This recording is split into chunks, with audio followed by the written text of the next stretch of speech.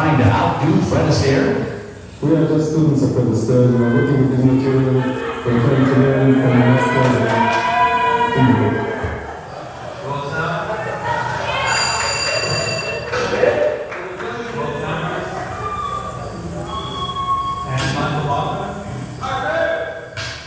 Okay, and playback.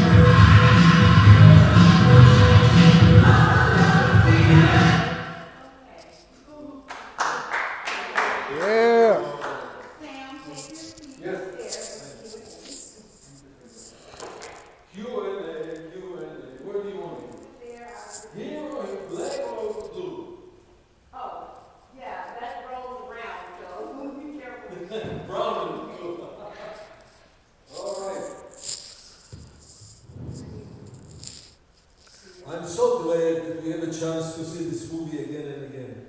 This movie is 40 years old, and I'm wearing a shirt which is 40 years old. This is the original shirt that we gave the crew, the casting crew, at the end of the film. So the shirt is 40 years old. And before MOTHADIVA would have any question, let me stress one point. That 40 years ago, 1984, when we made this movie, and this is an independent low-budget movie, in our wildest dream, and I say our wildest dream, myself, the crew, the people, I could not imagine, back then, I was 34 years old, that 40 years later, we will be sitting here about the movie, and by now we know that this movie, by now it was established that it's one of the cultural icons of the 80s. It's considered one of the cultural icons of the 80s. It's amazing. Yeah, it's amazing because in the world of cinema, you know, there are hundreds of movies made every year. So we're talking about thousands, tens, and hundreds of thousands. Most of the movies in the world, they disappear. After a few years, nobody remembers them. But here and there are movies that, you know, Godfather goes forever, but there's big budget. Once in a million, there is a small budget movie, let's say Rocky, that was made for more money, and it became a classic. So, I don't want to compare it, but that's one. So how lucky we are that that's one of the movies. It's the Rocky of Breakin. Oh, Breakin. Rocky of Breakin. That is so bright at the time, and we still remember it, and we're still talking in it, and so many people who saw it that they were young then, and so many young people today, yes, they discovered it. I think Amazing. How I relate to the film, because I have found myself, like when this movie first came out, I was 13, and I'm 53 now. And so much of Breakin has been a part of my life, not just from a dance perspective, but also from other perspectives as a community activist, and watching it now as I've gotten older. When Ozone and the community went into the city council meeting, I'm constantly going to city council meetings, arguing with the city council. So you can relate to the movie. No, but the thing is, like, even pertaining to these projects, it takes a lot of trying to have conversations with government officials to get certificates, to honor, like the certificates that we got yesterday from the Los Angeles City Council and Congressman Gomez. Those are not necessarily that easy to get. You can ask for them, but it's still a process. Getting a street sign.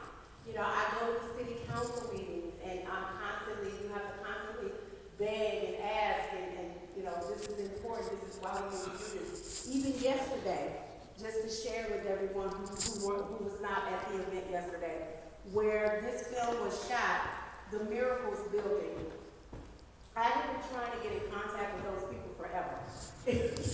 And the people that own it and the people that rent it are two different entities.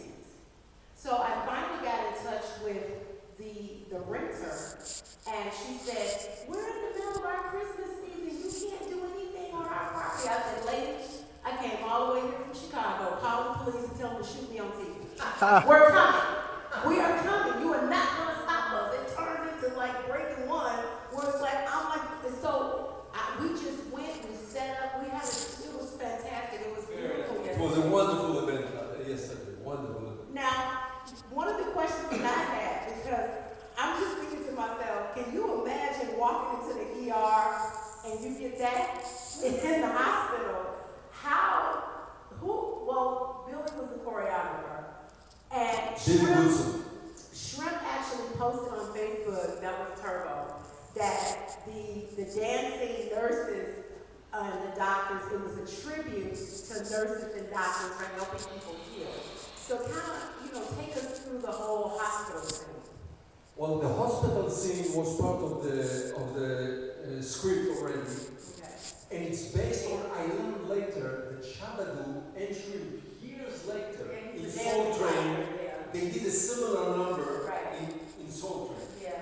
So it was actually Shabadoo's idea. He wanted to repeat it. Mm-hmm. Of course, story-wise, we went to a hospital, he broke his leg, we went to the hospital, but the nurses were not part of the story. So he was talking Billy Goodson, the choreographer, and Shabadoo, which was our spiritual leader in the movie. They were talking and said, let's repeat so-called the doctors and the nurse dance from Soul Train. You had so much going on. All the kids that you saw in the hospital were the dancers who were in Miracle in the building. They came over. By the way, this is a real hospital in Pacoima, in Los Angeles. It's a real hospital. Wow. But those 4 nurses, they were Las Vegas professional dancers. Oh, okay. That's why they're so good. and they were friends of Billy Goodson, the choreographer. He called them. They arrived early in the morning. They did their numbers. I had to finish their numbers first. They went back to Las Vegas to the night show. So that's how it was done. I think it was like in the hospital. I want for you 2 or 3 to days. tell the story that you told yesterday about how when Shabby was up on the roof Right. and the rope and the sliding down and getting ready to march into the city council, that was hilarious. Because he didn't want to do it, and you had to convince him to do it. When you got up there and started like you didn't want to do it either. Every time I see the movie, there are so many anecdotes, so many memories that I remember stuff that took place. Because again, I'm repeating, we were a low-budget independent company, and we have to improvise all the time. We don't have all the money in the world like a big studio movie, La La Land. This is not La La But Land. I mean, still a $3 million movie budget in 1984 was still good. But no, it was good, but it was not studio movie. No, this is not Universal. This is not Paramount. By the way, if any of you saw La La Land, the movie, it starts with dancing in top of cars. Oh, yeah. Where do you think they got that idea? From here. You saw how they dance on top of the tractors of the. Let's talk about that. Like, how did you guys? I mean, they were literally on these tractors. Like, they could have fallen and hurt themselves. It's not done such haste. Yeah. I am in control. I mean, The there were director. children on the Right. tractor. But the director is in control. We have stunt people. We have safety people. All those children over there, they have teachers. We had teachers on the set. This is according to the label. Yes. So there were teachers on the set watching the kids and representative from the labor department. It's not as easy as it sounds. So everything is controlled. So yesterday I told a story that you want me to repeat. Yes. When we got to Shabbat, everyone got a solo. Of course, shrimp is dancing on the ceiling. Everyone got his solo number. So eventually we're getting to Shabbat's big solo, and he was the most famous dancer of all the people. Yes. And so we decided, okay, we'll do it on top of the roof. So it was a good idea. So I didn't have to help him in choreography or anything. He knows what he's doing, but I wanted him on top of the roof. So he liked that. Yeah, we went up to all the equipment on top of the roof. And then I wanted him to change level from the roof to this ledge over the door. There was a little ledge. So he will have to jump and continue. Jump he doesn't have to do. We had a stuntman to do the jump for him. There was a double, somebody to do the jump. But then he comes and check up this ledge, which is no wider than maybe 3 foot. The ledge, 2.5 foot.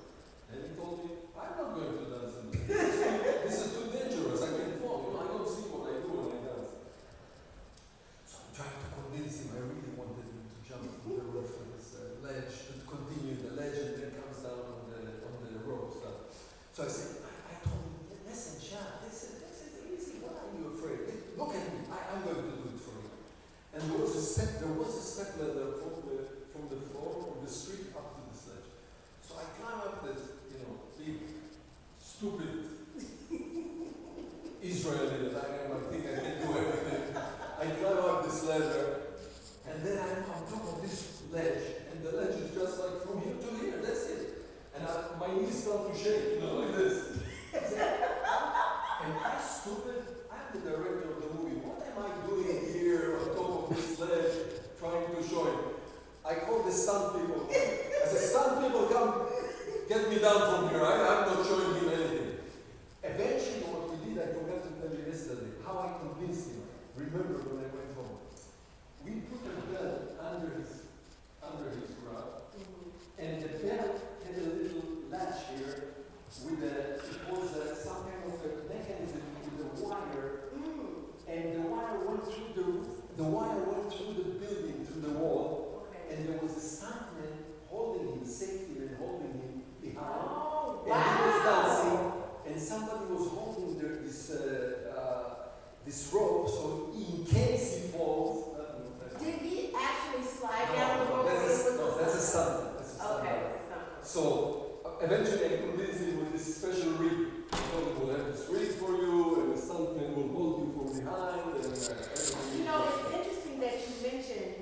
belt, because I don't know if you guys pay attention to detail, because as a producer myself, I pay attention to details, but Kelly had something that I have never seen, even 40 years later. She had a belt that was made out of handcuffs. And All right, correct. the This fashion, was a signature. yes, the fashion that was in the film. As a matter of fact, Turbo was wearing this jacket, and actually Michael Jackson ended up getting a similar jacket made. And I don't know if you guys know this, but Boogaloo Shrimp actually trained with Michael Jackson for 2 years. He taught him liquid motion, the side slides and the circular motions and all of that. He worked with him. And the interesting thing was Michael Jackson's Bad album actually had been inspired by the movie. Because that's why Michael was wearing all of the bracelets and having that look and trying to be a little tougher. And in one of his music videos, he actually he did a tribute to Turbo. He has Turbo's name in the Leave Me Alone video. And Shrimp didn't even know for like 38 years. I said, you know, your stage name is in Michael's video. He had no clue. So like these films have inspired like major entertainers, major celebrities. In fact, that's where Lionel Richie got dancing on the ceiling. He was because Shrimp would tour with him. I know. There is so much in this film. You know Diva, you know better than me. 1984 was the year of the breakdance. The breakdance came out. And rapping, the same time. they were breaking before 84 was Of course, over. when it came out, it became And I need to say this. I want to give a shout out to the cast members and the film Beach Street, right. because this is their 40th anniversary too. They came out in June of 1984. So I want to shout out all of those people from the New York breakdance scene. We appreciate that film as well. It was a little bit darker because somebody died at the end. Yeah, it was, they competed. Yeah, they did it was kind of with that West Coast, East Coast war, and then Chicago's in the middle, like I'm from Chicago, so we loved it all. But these series of films were just like, this was my life. I mean, and the stories that I'm getting, like ever since I produced this whole weekend, I'm getting texts, emails, like Breakin saved my life. Like we all have the same story. That, you know, it's an inspirational film and people, when you see it, you just feel so good about yourself. And like, you know, I had gone through trauma as a child, so both of these films, and I don't see them as part one, part two. I see them as not two separate films, but just a continuation. And let me tell you Yes. an interesting fact about those two movies. You know, when the first movie Breakin came out, it was an enormous success. It had $1 million budget and it grossed $38 million. It was an enormous success. Yeah. It was like an explosion. And this movie is a sequel that came out in the same year. This is the only. Just say for Supergirl, you tell that Yeah, story. but this is the only case in the history of Hollywood that the original movie and the sequel will come out within the same year. It's the only case in the That's history of movie making. Yes. Because sequel always 2 years later, a year and a half later,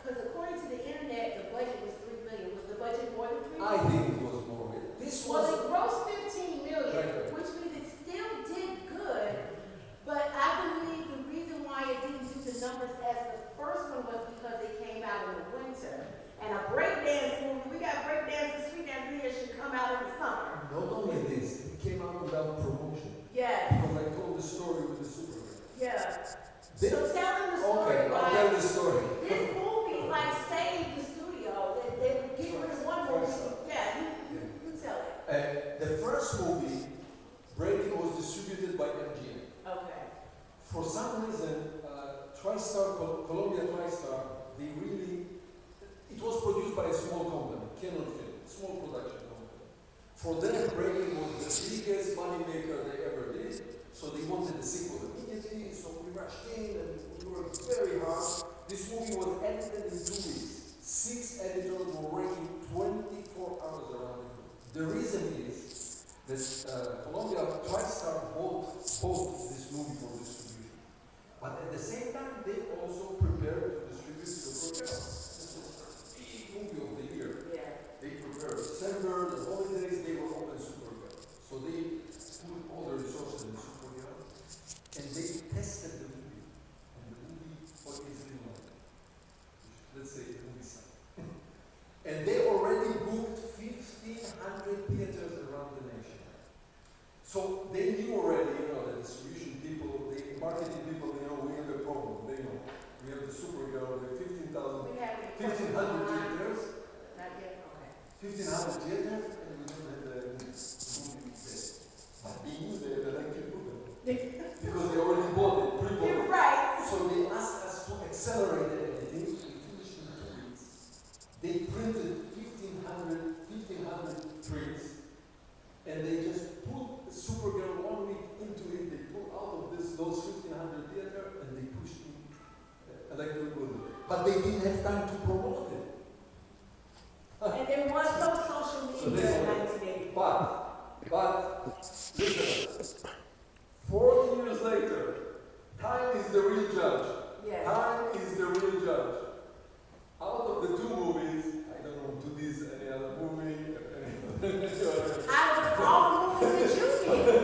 But out of the 2 movies, Breakin and Street and this one, Electric Boogaloo is considered the one that represents the breakdance of the 80s. Nowadays. I mean, the test of time. Well, what's so interesting about you have directed over 25 films, and the one that you get asked the most about is this one.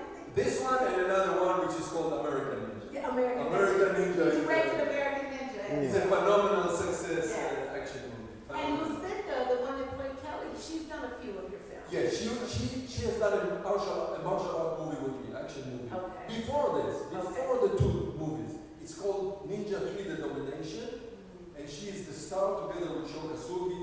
And it's a martial art movie, so it's a different genre. We'll not talk about it because now we're into dance and music. There is so much in this film because I connected to it in so many ways because the movie is really about salvation. It was about saving miracles, and it took a miracle to save miracles. And we experience this type of salvation every day. And one of the things that I also connected with, you had this dynamic between Kelly and Ozone, like you weren't sure if they were dating, if they were friends, if there was something going on. It was like a mystery with their relationship.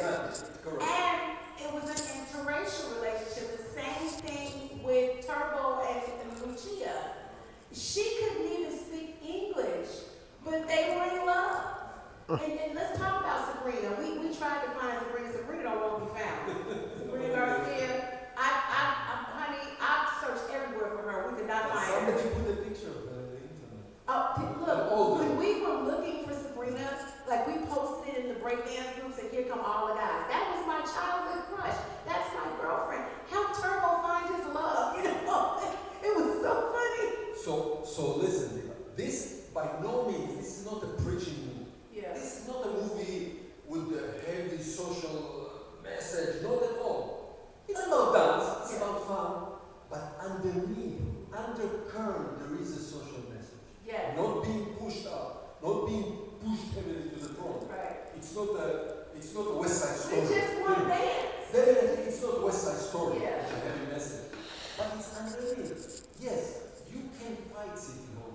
Yes, there is an inclusive life that all people, all colors, all cultures, all languages, they can get together, and somehow, because of the power of music, they can get together and do whatever, achieve something. It's underneath. And you see the movie, and even if what you're saying, you're 13 years old, you're 18 years old, you don't have to understand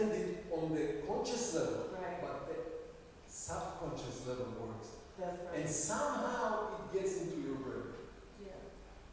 Through the dances, through the movie. So I think in this I see the power of this movie. And let me tell you an episode that you will like about Shalaboo and me and this movie. We made this movie. We finished. I didn't meet Shalaboo for many years. And then a company that decided to come out with a Blu-ray version of this movie, they wanted commentary track. Okay? So they contacted me. They said, would you come and do the commentary? I said, I would be happy to come and go. But you know what, guys, on the phone I said, what we really need in each other. It's okay to have me, but he was the spiritual, that's how I felt, the spiritual leader. So they told me, if you find him, bring him. They didn't want to do anything about it. And the recording is tomorrow. Like next time. Did you find her? I start to make telephone calls. Where do you find Shabado? I didn't talk with him 35 years. I find the agent, I'm on the phone, and people are helping me. We found his agent. And the agent and the agent says, the recording was like in 2 days from today. And the agent said, okay, I'll call Shabado, I'll call you back. He called Shabado, he calls me back. The agent said, okay, he likes to do it. But we have a problem. Let's say today is Monday, Tuesday, Wednesday, he's in Japan. You know, he's doing workshops. Yes. He's traveling all over the world workshop. I said, what can we do? Can we do it tonight? It was in the morning. Will he come if we can record it tonight? So yeah, I'll call him. He called me. He said, yeah, Shabbat said, I'll come tonight anytime. Because in the morning I'm flying to Japan. So I called the company, and they already booked the time in the studio, in this audio studio, recording studio, and it was a normal hour, like 3 o'clock in the afternoon. But Shabbat came up only like 9 o'clock at night because he was busy workshops and dancing. So I called the company, they said, you know, we already booked it. So I decided, I called the studio, the recording studio people. And I said, listen, who is the owner? Can I talk with the owner of this studio, of the recording studio? Okay. You were really working hard. Yeah, because I felt that this was Yeah, important. it was That's what I felt. Yeah. And I explained the whole story to the owner of the studio, of the recording studio. And I said, and we have to do it between 9 and 12. I mean, I said, Did you get it done? yeah. You He did said, it. everybody volunteered, the workers, everybody. I said, I know it's overtime. I said, but you know, that's what we have to do. He talked with the workers, with the engineers, everybody volunteered. And Shabbat came. So this is the nice thing. Shabbat came, he was so nice. By then he was 35 years older. He hugged me, and he was and he said, and then he tells me, he goes like this. He said, Sam, before we record, you know that I don't like this thing.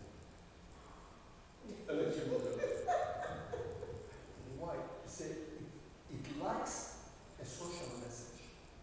This movie is too Hollywood, too kitschy, he's right. No, I know he's right. And therefore, I'm not completely, fully happy with the results because it didn't have a message.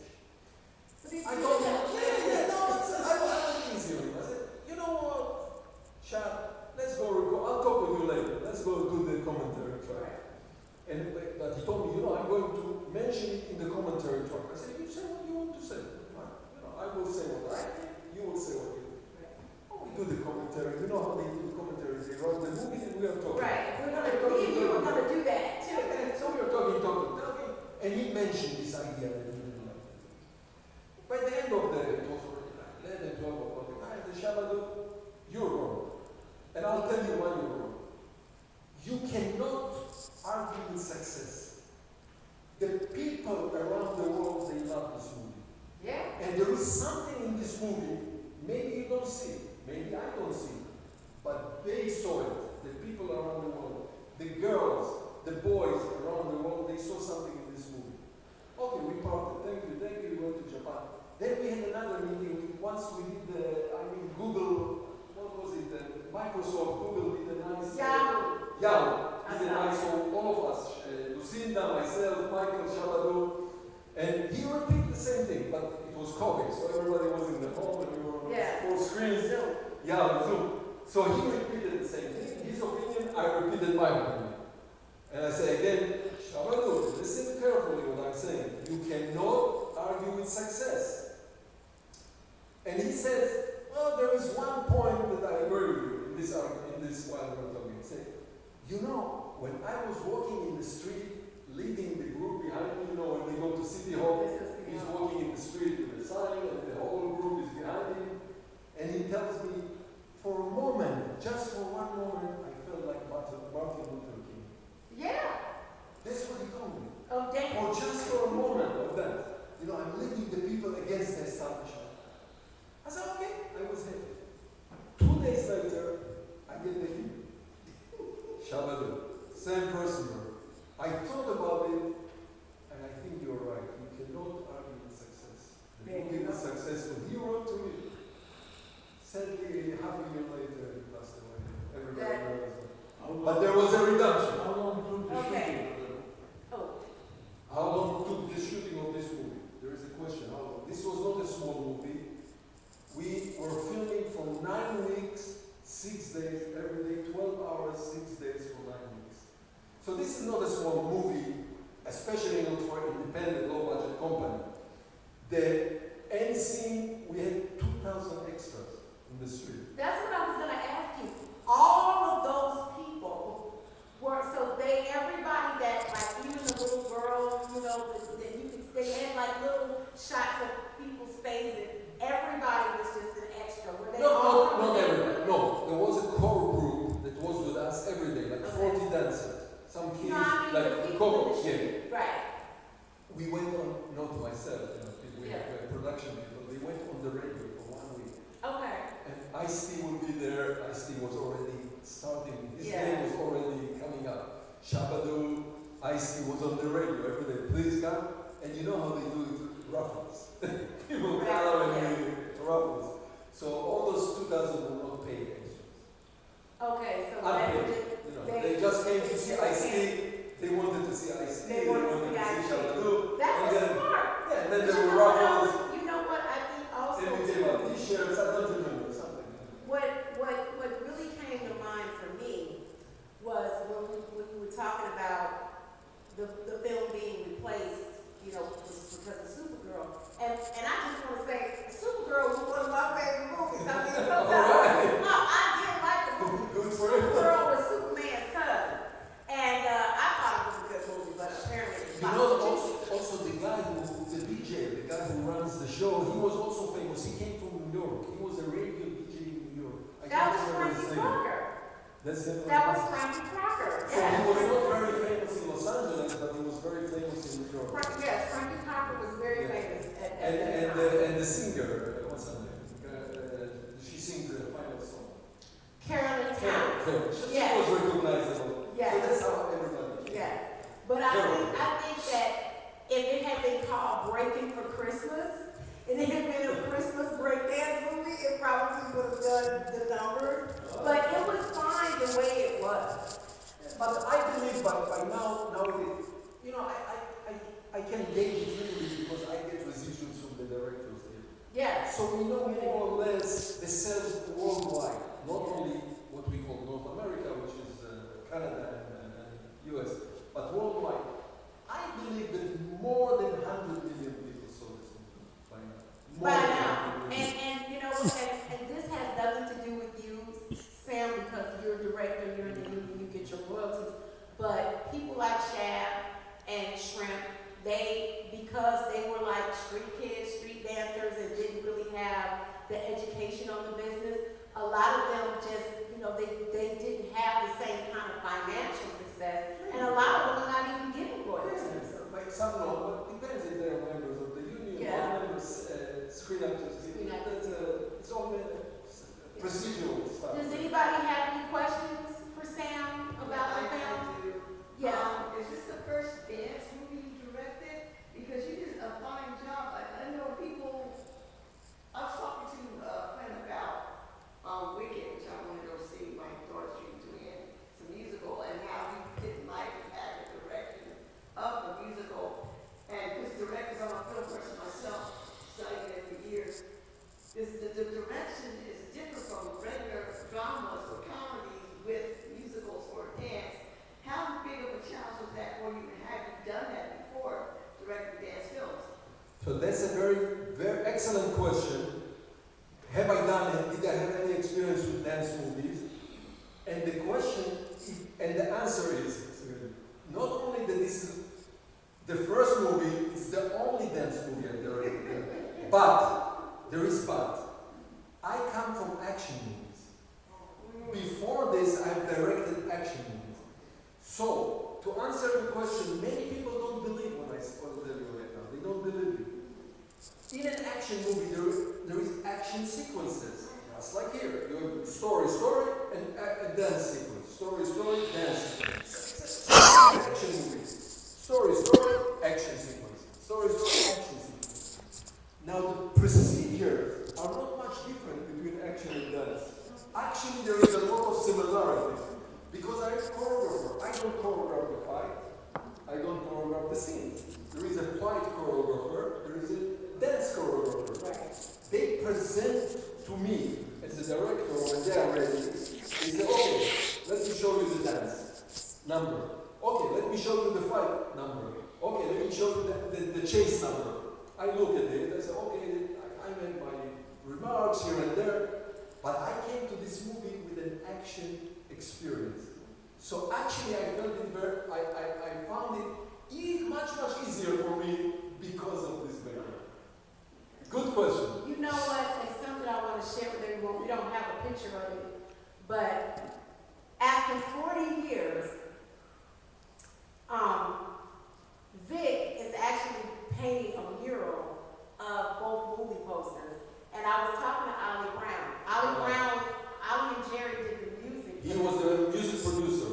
And what I noticed, and I hadn't noticed it at all, but the shoe that's on the cover has a plug underneath it. Electric shoe. Electric Boogaloo. Yeah, this was the idea. Ollie and he didn't even pay no attention Oh, to it. yeah. Like there's so much in this. You can watch this movie over and over again. You get so much out of it. Here you have a poster that was created by the production company, Yeah. and then there was another poster that was created by the distribution company, which is different. Was that It the has one a with the big shoe? shoe with a plug. It had because it was an Electric electric Boogaloo. Excuse me, I want to Yes. return to your question just a little bit. Go ahead. And, I'm sorry, I told you, I'm presented by the number, whatever, it's an action. And the job of the director, the choreographer, his job is to put the most impressive number you can put. Dance number, action number, doesn't matter. My job as a director is to interpret it into a screen. Because we see the number on the floor. Now my job is how do we film this piece of action or dance, editing, angles, filming, that it will be later in the screen the most effective, the most compelling, the most entertaining way that it will show on the screen. So, to answer how do you direct dance numbers? And Thank you for the question. we're going to get to your question. I just want to say this. Carmelo Alvarez, who was the original owner of Radiotron, Yesterday. film was shot at Radiotron. The storyline about marching to City Hall, that actually did take place. During that time in Los Angeles, the city of Los Angeles had banned breakdancing, they had banned graffiti, they were trying to take Radiotron. He owned Radiotron, but they sold the land. The land underneath it was owned by someone else, and so they marched to City Hall. Everything you saw, this is a true story. They marched to City Hall, and they were breakdancing on the steps of City Hall, and there's footage of it. And that's where the storyline came from. Now, unfortunately, Radiotron was bulldozed down, like you saw the bulldozers. But Breakin was the most famous breakdance Yes. club in Los Angeles, and it's the real place where you see where Ice is. And he's he's doing more, and now, we had Breakin in the Olympics, which they have removed, so we're fighting that. Now, we're still in this saving miracles and fighting for graffiti artists and street dancers and kids to have a place to artistically express themselves. It's the same thing in Chicago. This is why you have all this crime. These kids don't have anywhere to go and to do what they want to do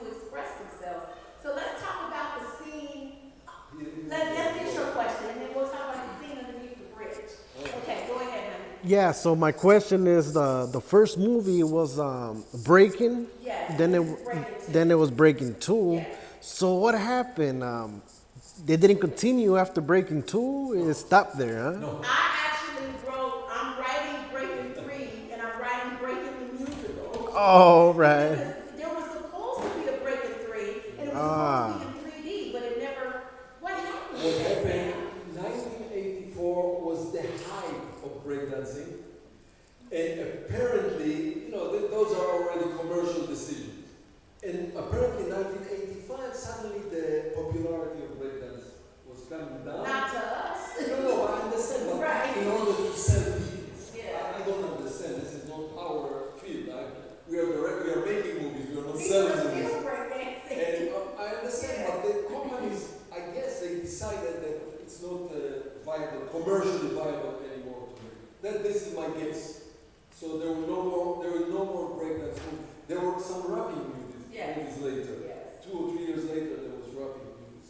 But no more breakdance movies after those. Do we have Thank any more you. questions from the audience? We have any questions online? Go ahead, Chris. Yeah, is there going to be more room for artists and athletes like myself and, Shabadu's family?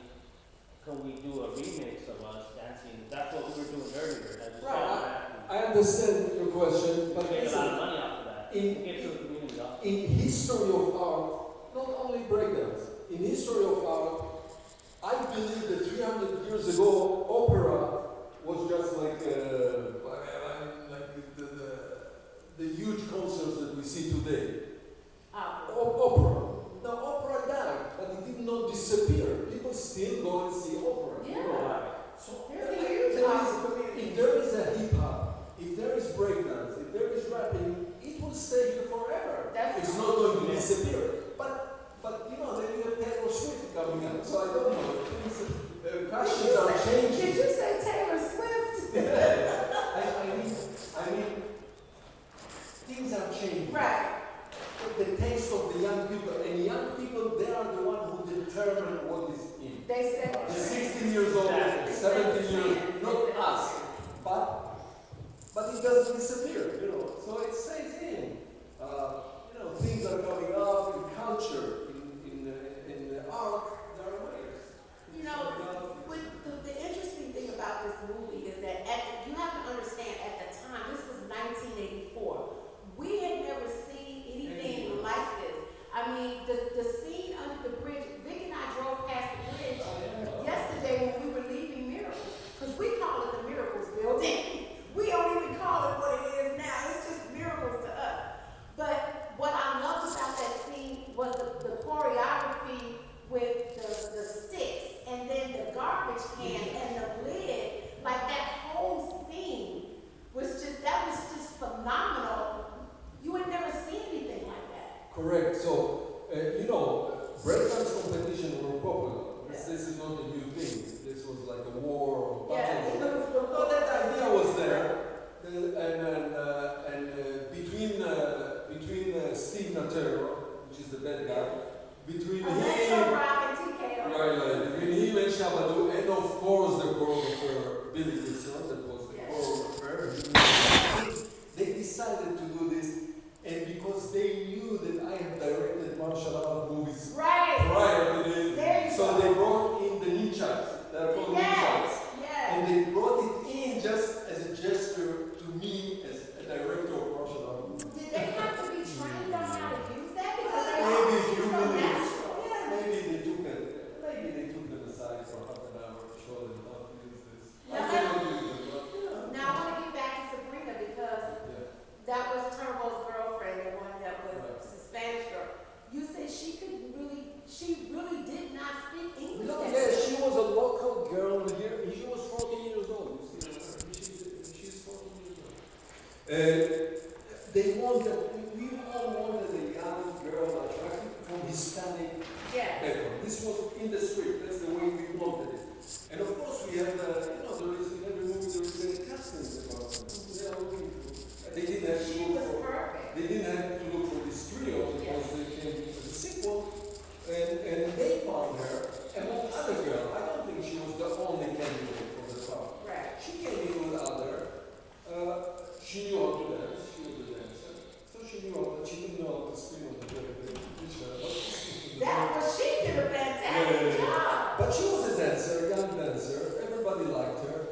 hardly spoke any English, hardly. So, So I did don't you know if she guys was have a really great friendly. translator? Did someone, the teachers align? Sure, sure. Because, I mean, like, Every kid has a teacher on the if set. you guys look at this poster, I tried to make it where, how she would say, turbo, oh, turbo, I kind of put it there, because that's what she got. And her mother was there with her all the It worked with her, all yeah. the mother was there.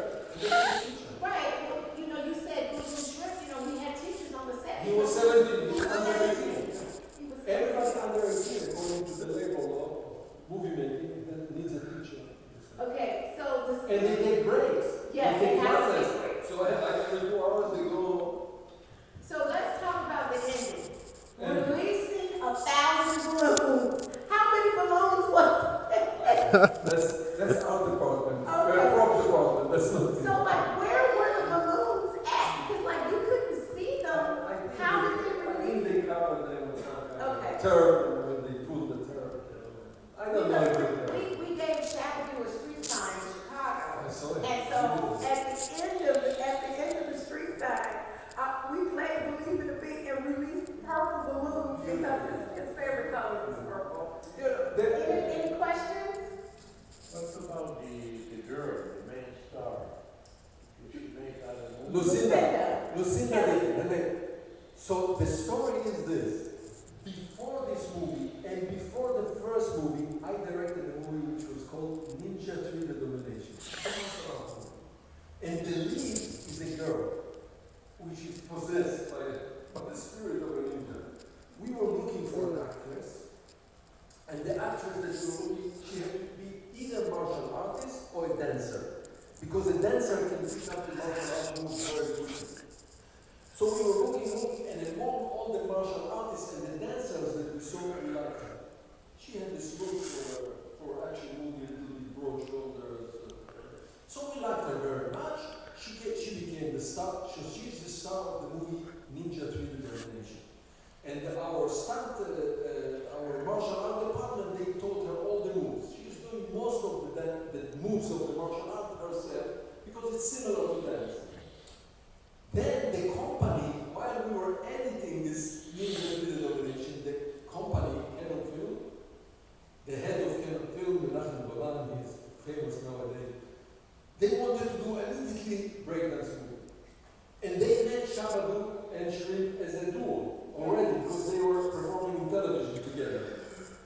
So, but according to the story, they needed a girl dancer, and when they found out that Lucinda, they already saw the movie, part of the movie, the ninja movie, the martial art movie, and when they discovered that she is a dancer, they recruited her to.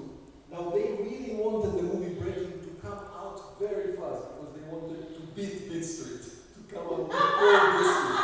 You understand?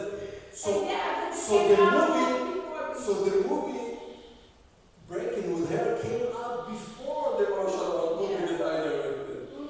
You see, understand? So though we filmed it in this way, it came out to the theater the other way. So this was it. So of course then we made this movie. She's also in a horror movie, Friday the 13th, or one of those movies. And this was the end of her career. Well, she married. Yeah, she married, she had children. She became a There's a family. difference between Kelly and Lucinda. Lucinda did well. She's married to an executive, movie producer executive. I think he's Now she has a different name. Yeah, Pilgrim, yes. She's Craig Children. She's married to now. And this was everybody knows her. And I just want to. Kelly K, that's everybody knows. Special K. Special K. So, some people call it. so just so everyone knows, so Turbo, Ozone, and Kelly. So it's TKO, which is Turbo, Kelly, and Ozone. That was the name of their dance group. And then Electro Rock, which was Stroll, Steve Natoro, him. But in the first one, it was Pop and Pete and Pop and Taco. So what ended up happening in this one, Pop and Taco ended up coming apart with TKO. But Lollipop, she was still with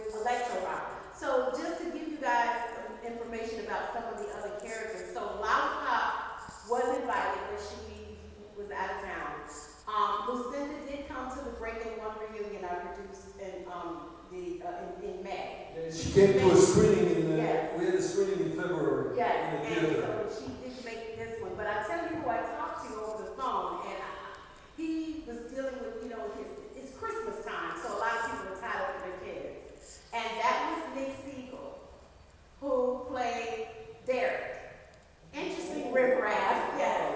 Yes, I had been talking with him and I told him I would bring him and I told him you wanted to talk to him. So hopefully I can get you on the phone with him.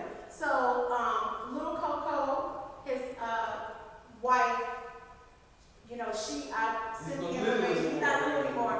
He's a family man. So someone did come and pick up. And then there was a little girl, the little girl that he was training. Her name is Kimberly McCullough, and she plays Robin on General Hospital. Wow. And yes, so her manager emailed me back and said thank you, but she lives out of town. And so I worked hard to reach out to so many people.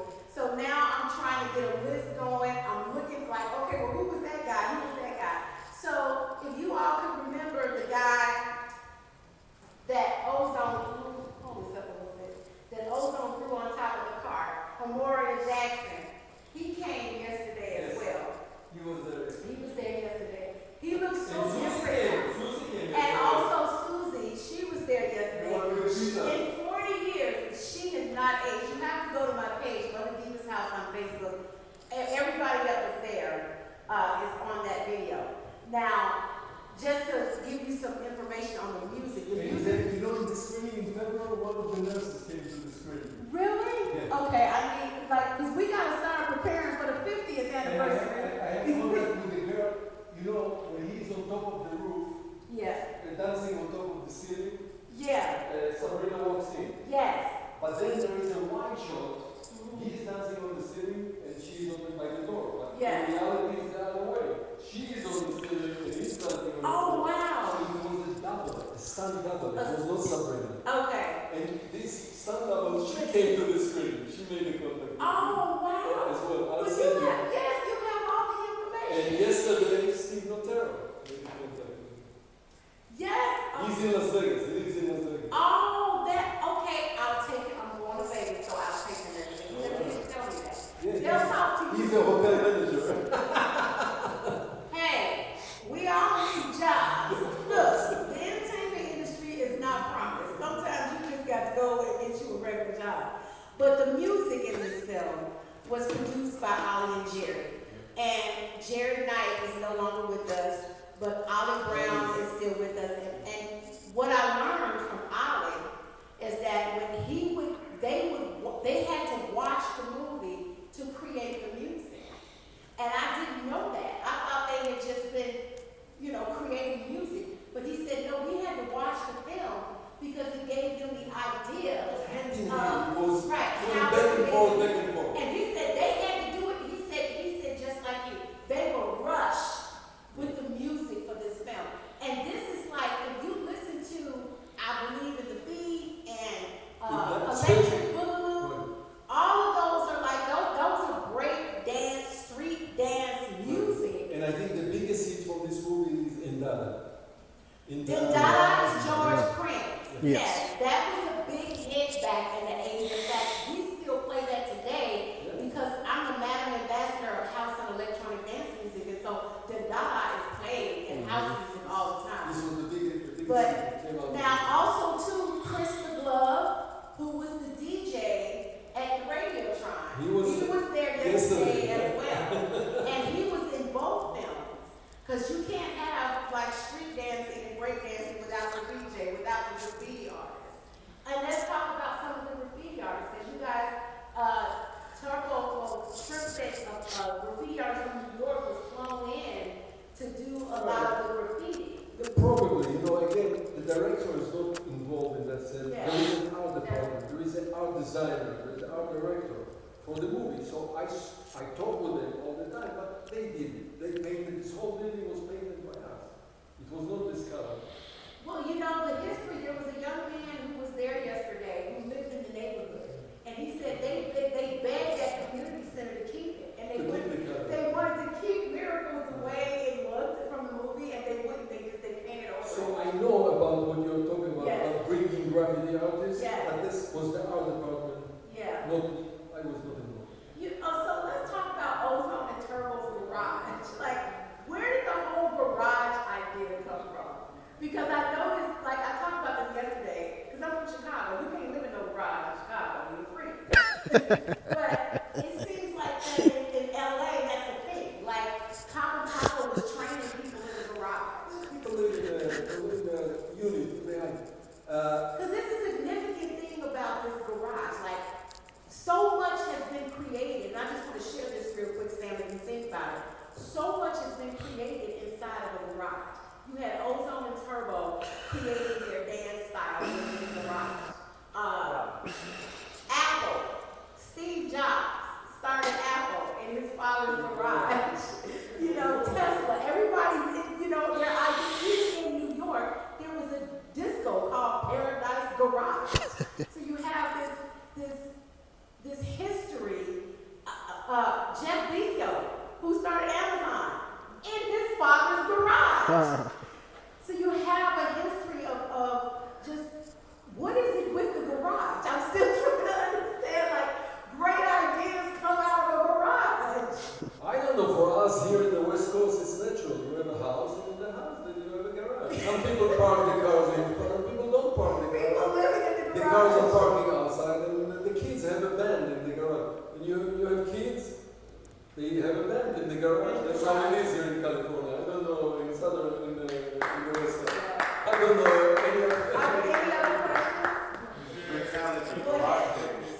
Go ahead. Is there any moment of this film that you would revisit? Is there any moment of this film that you will be living in? I'll tell you what, when I saw the movie, the final, I must admit, the final product, it's something that comes towards something you mentioned yesterday, and I regret it. I was not the writer, by the way, the writer. This movie lacks one thing, a little bit more grilling into the character. Like, where are they coming from? Do they have parents? They don't have That's parents? Breakin Are they orphans? Right, exactly. That's what I said yesterday. So this is my regret. The movie didn't have a little bit more depth. They in just the told us about Who are they, those two? She is, you know, you see her parents. Right, you her see mom. Captain Spears, you see established. But also the trouble, who are they? Some two kids in the street. I don't know who they are. Where are they coming from? The scene in which they were with Kelly's parents, Yeah. and they were probably at their height of their goofiness. Yeah. Regardless of being in the breakdance community, they're like totally still in their element. Yeah. I said, this really capitalizes on who they were. It made me think like, where did you come from? Yeah. So, but I didn't see it. I was so busy. I was recruited to direct this movie. The script was already halfway cooked. Yeah. And then I joined the writing team, two ladies wrote the script. I don't remember the name. And Jane and Jean. And then I joined them to, you know, and I was involved from halfway through. The garage was already there. When Yeah, but it was in the first one. Yeah, so So one last question, because we gotta get out of here, because they're gonna close soon, and we gotta clean up. Is there anything that you recognize or notice 4 decades later, now today, and looking at it now, that you didn't realize 40 years ago? there is something, and maybe it has to do with my age. I grew up, you know, I'm not sure. This movie, for good or for bad, is extremely naive. Extremely naive. Wow. You can stop anything in the world by dancing. It means, you know, I'm looking, nowadays we are so much so sophisticated. Internet, there was no internet. Imagine when we made this movie, there was no cell phones. There was no internet when we made this movie. So we, as humans, we lacked so much of the lack of information that we consume nowadays. Since then, I look at it nowadays with all the knowledge that I know how things work, bureaucracy, etc. And I think that this is a very naive movie. But maybe this is the charm of the movie. That it's so naive. You know, Mickey Rooney and Judy Garland, Yeah. they could solve anything with dancing and singing. But in the 40s, you know, in the 30s. I believe that we can, I mean, like, So if- we I think that if, you know, we were talking about this like earlier, where with the street gangs of today, that's how they should resolve their issues. They should do a dance battle. But can you imagine? Can you imagine a bank robber walking into the bank, you know, with a gun, trying to rob everybody, and then all of a sudden somebody turns on some music and they start house locking around. You know, like, it could solve the problem. Crip walking, blood walking. That's why you like movies. There is a magic in cinema. There is a Superman. There is only in the movies. There is a Batman only in the movies. And there is, you can stop the city with dancing only in the Well, the movies. real I Superman don't is the think Holy it is. Spirit, Joshua. That's who the Superman is, really. So nowadays I don't believe you can stop city walk by dancing and singing, but maybe this is, I don't want to be the judge here. Maybe this is the charm of this movie. Absolutely. Perhaps. Is there anything that you would have, looking at it now, is there anything that you personally as a director, I'm strictly talking about your directing style, is there anything that you would have done differently? No, I don't think so. I enjoy every time I see it, especially with audience on the big screen and not on the little television. With I enjoy surround it. sound, No, I sound, enjoy you know, the it. sound is wrong. Even myself, even that director, even I know every shot and every angle, I do have very good visual memory. When I look at it again, today when I saw him dancing on the roof, even I was like, wow, that's not bad. You did a good job. There is some interesting angles that you see the whole building, the city. Actually, you see this. You see Did this. you have You see these Silver Lake. You see in the background. Yeah, you you see Silver Lake. see Silver Lake. And Did you all do a storyboard? Was there a storyboard for it? not for Our- everything, not for the dialogue sequences. Where, does anybody No, have those? I have the storyboard of You American. have the storyboard? From American Okay. Media, I don't know. And there was low angle from his feet looking up to the sky. I said, this is a good angle. Well, you know, it's I interesting. contracted those angles. It's interesting that you mentioned that because what has happened at that time, a lot of directors, especially in television, and Debbie Allen was really the one. She was visiting on the set. She came a few times, Debbie Allen came to the set when we were filming. I sent her an invitation because, you know, no one in this She world was good friend with Sheldon. can kick like Debbie Allen late at 6 o'clock. And she'll be 75 in January and she's still dancing. But when she was on Fame and she kind of took over as producer, she was saying that a lot of these dance television shows or movies, they were not getting the angles properly. Like you have to get close-ups of the dancer's feet and their legs and their arms and their movement, where you see, you know, all of the outline of all We that. don't want to get now too much into, you're a dancer, so I know. I don't want to get too much into technicality. In the days of Fred Astaire, Yes. there was one camera, angled, full size, from top to head, and no editing. They wanted to show how Gene Kelly or how Fred Astaire, how good they are, and there was no editing. One camera, one angle, and you saw everything. Right. When we already reached the 80s, this type of filming was too boring. The kids were already playing. So yes, now when they closer. Nowadays, editing is even faster, even more choppier than in the 80s. So this has to do, that's technical. But you're right. There is this angle when he's dancing in the room, when he did this number with the Yes. two legs. So camera was right here between the two legs, so he can raise his leg. That's his signature dance style. So me as a director, that's my responsibility, to make sure that it's the most impressive way on the screen, later when it's on the screen. Any last questions?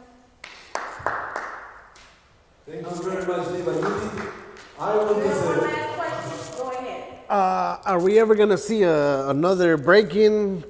I have written Breakin' 3 when asked her. Ozone Oh, okay. meets Turbo. And the I'm story, out. the story of how Blue Shrimp actually met Shabadoo is the premise. I also wrote Breakin' the Musical, and I'm talking to Rivers Casino about producing it. So we're looking maybe 2026, it's gonna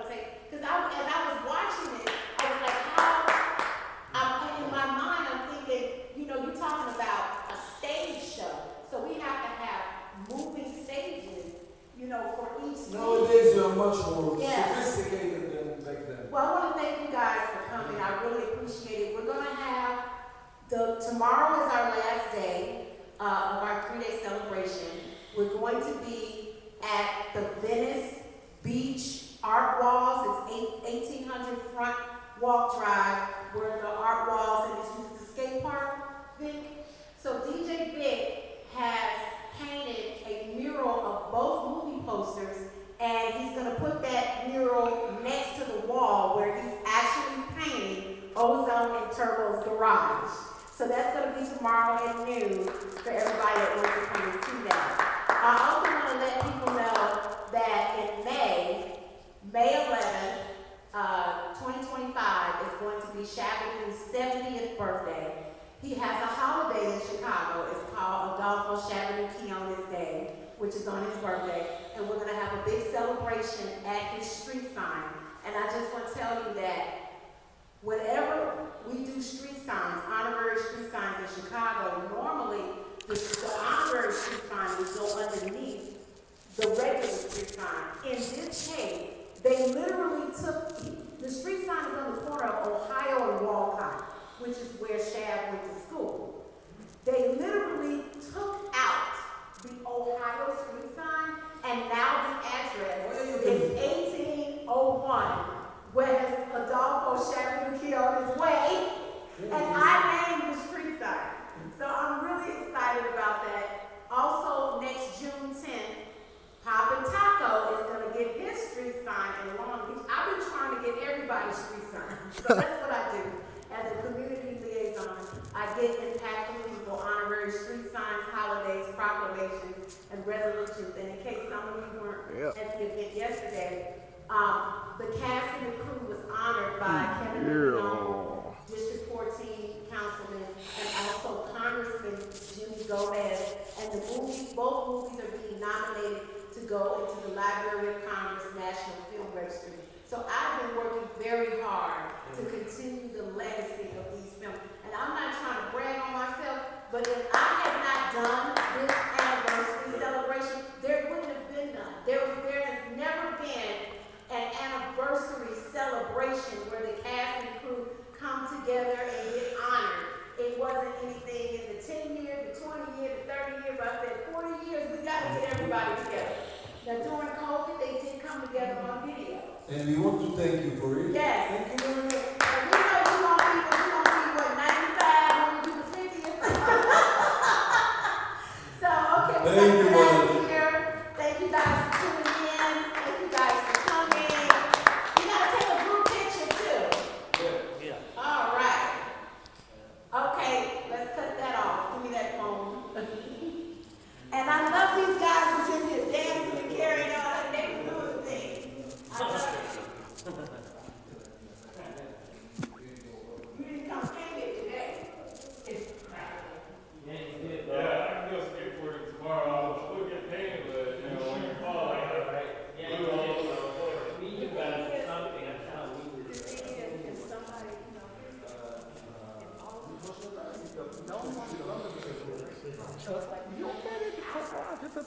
Nice to meet you, Yeah, sir. you too. Nice Wow. to meet you. Selfie?